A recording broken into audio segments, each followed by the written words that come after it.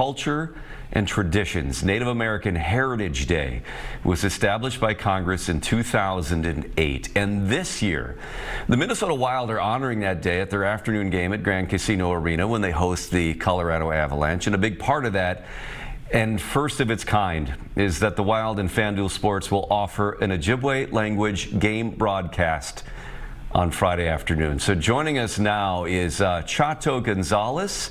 Let me make sure that your Ojibwe name, Ombishkebenis? Ombishkebenis.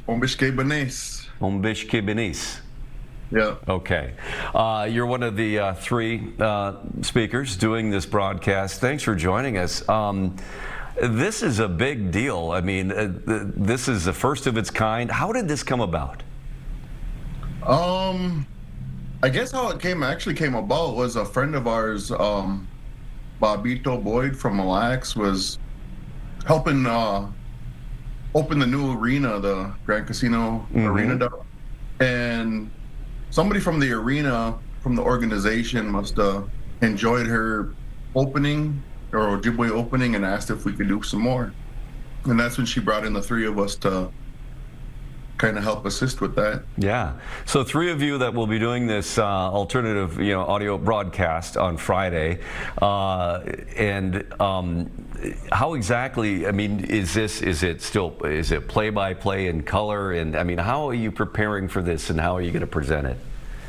Well, we'll actually be on an app, so I don't think you'll see us. But yeah, it's pretty much a play-by-play.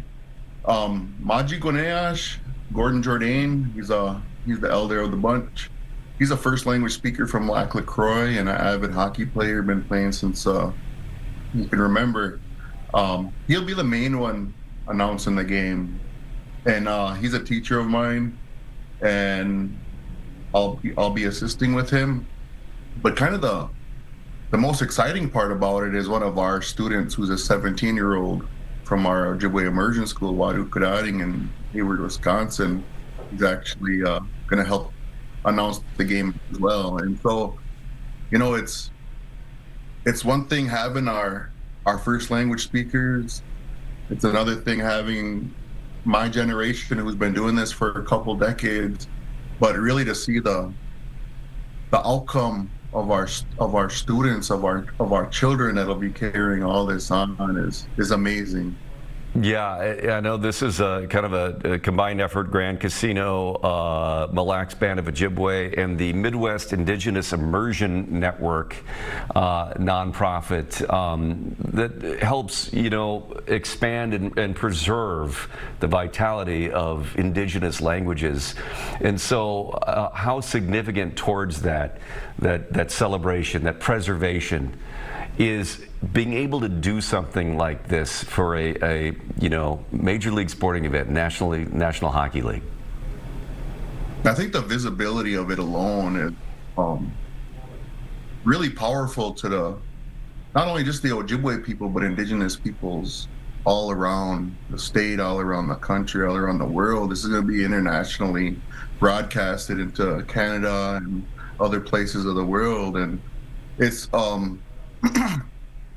I think one of the biggest thing is that we always have to remember is the oppression that's been done to our people, and being able to overcome that and to be able to succeed and to be able to do these things on a global level is really showing the world that we're not just a third world community, that we have everything that everybody else has. We could talk about everything everybody else can talk about. That, we have a rich language, we have a rich culture, and we have a rich community. So I think that's one of the biggest things that I think comes from this. Yeah, and of course, again, this is part of Friday's, the day honoring Native American Heritage Day. And how important is it for people to keep that on mind on Friday? This, again, a day that people think about shopping and holidays and et cetera, that it is Native American Heritage Day on the day after Thanksgiving. How much, what do you want people to think of and keep in mind on that day? I think my biggest thing is just to remember that we're here, we're part of the country, we're part of the history, that we're not a thing of the past. And I think a lot of the barriers that we come into through life, through trying to maintain our identity, our language, our culture, is the mainstream wants to look at us as a thing of the past, as a thing of history. But in reality, we're moving along in society just like everybody else, and we're gonna do that as Ojibways. So if people want to listen to this broadcast, I understand that you can do it through the FanDuel app or website, and if you have to be a subscriber to it, or you have to be able to log in through your cable or satellite provider, and then select from there the Ojibwe language version. Is that right? That's my understanding as well. Yeah. Well, what happens next? I mean, do you hope to keep doing this down the road? It's I love hockey. I grew up playing hockey. Ojibwe-language grew up playing hockey. Ganunde, who's new to the sport, doesn't know anything about the sport, but he just loves sports. He loves language. He's an avid wrestler.